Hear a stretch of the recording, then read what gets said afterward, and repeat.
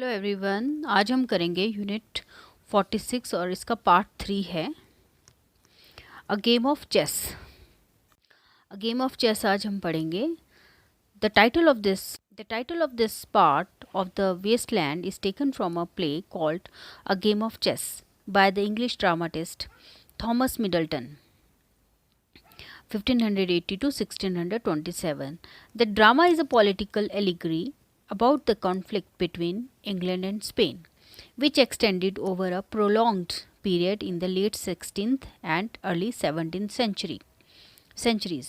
In the actual game of chess in Middleton's play, the white pieces represent the English, while the black pieces are the Spaniards because of their comparatively dark complexion. In Woman Beware Woman, another play by Middleton, a young woman is being seduced in the background of the stage even as a game of chess is in progress in the foreground. By choosing the title of this part of his poem, Eliot is suggesting that the relationships of man and woman, as shown here, are like the moves and are like the moves and the counter moves in the subtle game of in the fine game of chess, both parties trying to overcome each other. Now इसका तो glossary part हम कर लेते हैं. Burnished means polished. Fruited wines, grape vines bearing clusters of grapefruit. Cupidon, baby Cupid, the pagan god of love. Candelabra, large stands for candles or lamps with branches. Vials, VIALS, small bottles. Unstoppered means without caps, corks or stoppers. Synthetic, chemically prepared as against something made of natural ingredients. Ungaunt, UNGUENT, ointment or lubricant.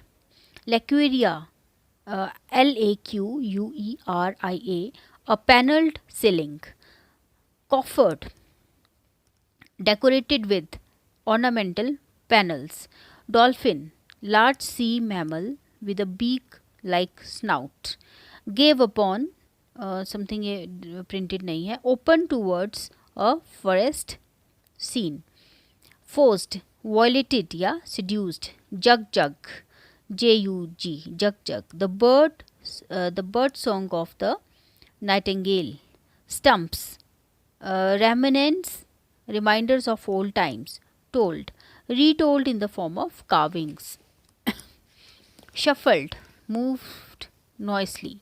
Rats alley, narrow passage infested by rats. Shakespearean rag. This is a reference to an American ragtime hit song of 1912. Rag was a style of jazz, dance music, very popular at the beginning of the First World War. Demobbed means demolished or retired from the army. Gammon, salted or smoked piece of meat from the bottom of a pig. Beauty, charm and pleasure. Goo night, slang expression for good night. Okay, now हम interpretation में next video में करूँगी. इससे पहले हम लोग इसका critical comments पढ़ लेते हैं. क्या है लाइन 92 का मीन्स क्या लिखा गया है लाइन 92 में. Eliot's use of the word Lacuria is meant to recall the dinner that Dido hosted in honor of Aeneas, AENEAS. Lines 124 to 125. Here the allusion is to the story of Pallo. Here the allusion is to the story of Paolo Pello and Francesca,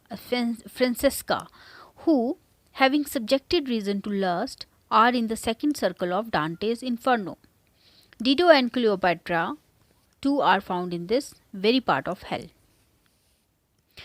137 line. Eliot's note refers to the game of chess in Middleton's Woman Beware Woman. Line 141. This is the call of the barman at the closing time in the British pub. The line is repeated throughout the rest of the scene as a refrain. It provides an echo of the idea expressed by Andrew Marvell in To His Coy Mistress too. But at my back I always hear, time is winged chariot, hurrying near. ये दो लाइनें हैं, ठीक है. Line 172. These are the last words uttered by Ophelia in Shakespeare's Hamlet before she drowned herself, driven mad by the double shock of rejection by Hamlet and her father's death. Okay, now इसके कुछ questions हैं, check your progress में. तो we will see. इसका question number 1. Write a brief note on the significance of the first 20 lines 77 to 96 of a game of chess. इसकी 20 lines जो है ना, first 20 lines, उनकी क्या significance है वो पूछी गई है. The first 20 lines of a game of chess deals with the subject of fatal romantic passion, which was a literary tradition of the Renaissance in Europe. Eliot deliberately imitates the style of that tradition. As an example, he recalls the famous first meeting of Mark Antony with Cleopatra as described by Enobarbus in Shakespeare's Antony and Cleopatra. The poet also remembers Belinda in The Rape of the Lock of Alexander Pope and Dido Queen of Carthage in Virgil's Aeneid. काफ़ी ज़्यादा illusions लिए गए हैं ना. चलो, इससे हमारी knowledge भी बढ़ती है ना साथ के साथ कि किस बुक में क्या था, हैमलेट में क्या था. हैमलेट तो इस सब्जेक्ट में वैसे भी है ही, इस कोर्स में है ना, तो एमईजी के कोर्स में हैमलेट तो है. Okay, now let us sum up भी हम इसी में कर लेते हैं. बाद में मैं जो अगला वीडियो होगा उसमें मैं इंटरप्रिटेशन इसका करूँगी. In this unit we are acquainted with two fundamental point जो कि हमने पहले भी करे हैं. That a student needs to grasp beforehand for trying to understand Eliot's poems. Eliot की पोएम्स को समझने के लिए दो बेसिक पॉइंट्स हैं जिनको समझना बहुत ज़रूरी है.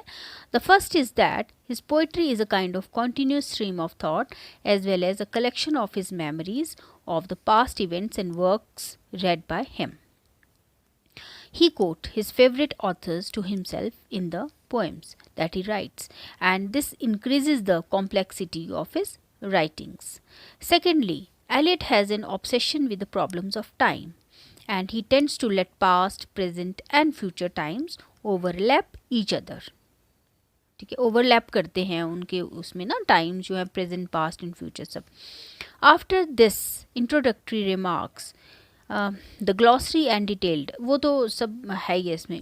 ग्लॉसरी भी है, डिटेल भी है, इंटरप्रिटेशन भी है, वो सब कुछ दिया हुआ है उसमें ना. ओके, नाउ इस वीडियो को हम यहीं फिनिश करते हैं. Now will do the interpretation in next video. Thank you so much. Please subscribe my channel and share my video. Thank you.